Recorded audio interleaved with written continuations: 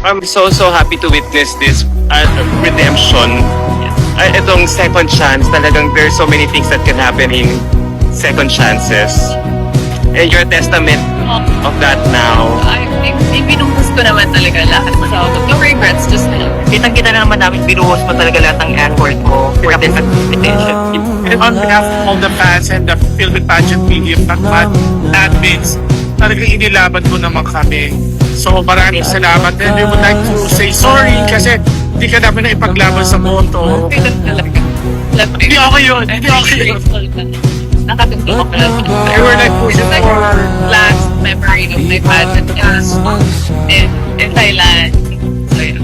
Oh, Thank you so much, guys. Gazini. There's a cause for celebration. Yes, thank you forever. Oo. Ganado. Palisay! Grand. Cebu! Miss Grand All-Star Philippines. Kung maglalapag yung mga yung mga sponsor ni Gazini, Jusok yan, ma.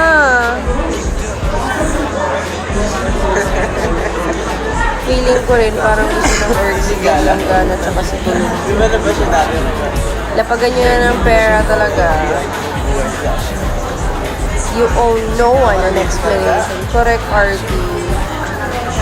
Eh, pala no. Ma, bagsakan na ng pera.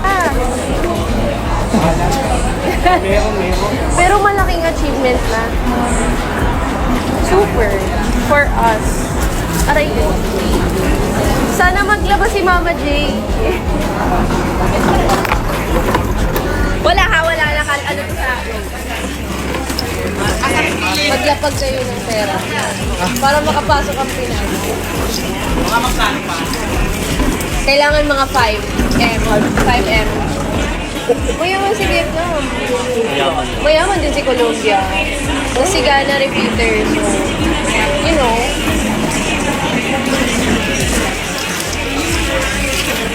So mga kapolitika, inyo pong napanood itong si Gazini Ganados at ang kanyang reaksyon dito sa pagkalaglag sa kanya sa top 3 ng finale ng MJ All-Stars 2026. At napanood nyo rin po itong si Imelda Schweigart na kung saan is nanawagan siya na iboto pa rin itong si Gazini Ganados para makapasok sa top 3.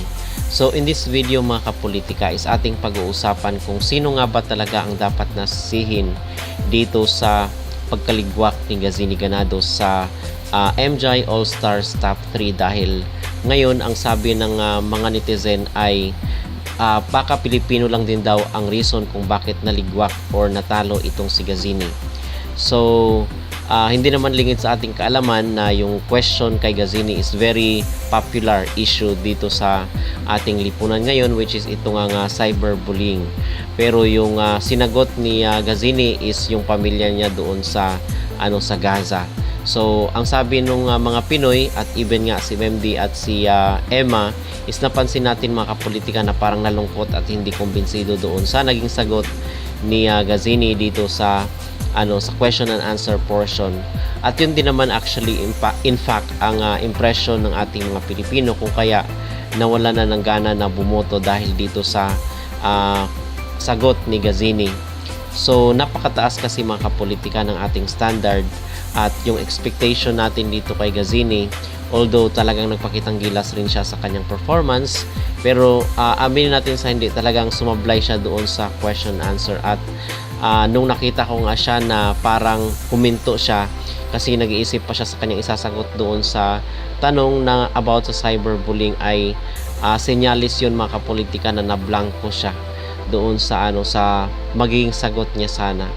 So wala na tayong dahil tapos naman na yung competition at kinakailangan na po nating mag-move on lahat, pero masasabi talaga natin na sayang at yung opinion ng ating mga netizen na Pilipino lang din ang naglaglag dahil pasok sana siya doon sa top 3 sa Q&A, ay sana kung bumoto tayo doon may posibilidad na yung Vietnam ang malaglag dahil siya naman yung mababa ang score or yung si Vanessa Polgarin. So mga kapolitika, ang sinabi dito ni Imelda Schweigart ay mayaman daw itong si Vanessa at itong si Vietnam, na kung saan is nagbagsak sila ng mga milyon-milyong boto. So imagine kung ganoon at naglag yung system. Kung totoo man yun mga kapolitika na nag-down yung system ng MGI organization dahil sa napakaraming boto na pumasok doon sa system nila. So, ganun katindi at kapassionate ang mga tao. Million votes daw yung pumasok.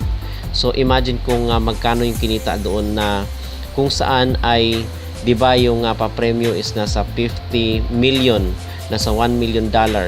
So, yung isang boto doon mga kapolitika, kung 1 million na boto, lagpas pa. So, kung ang isang boto doon is nagkakahalaga ng 66 pesos, 50 to 60 pesos, ay imagine kung gaano kalaki yung kinita ni Nawat. Diba? So, grabe yung naging business na rin itong beauty pageant. So, para sa akin, ang dapat nasisihin mga kapolitika dito sa kaligwak ni Gazini Ganados ay tayo rin pong mga Pilipino, kasi even si Vanessa Pulgarin na hindi maganda yung kanyang sagot doon sa question and answer portion ay nabawi doon sa botohan. Kung totoo man yung botohan doon sa sa MGI All Stars sa system nila, kasi nakikita naman natin na napakalaki ng boto na kanyang nakuha. So kung totoo man yun ay talagang masabi natin na hindi bumitaw yung kanyang mga Latin supporters dito kay Vanessa. At sabi nga ay mayaman daw pala itong kanyang pamilya. Okay?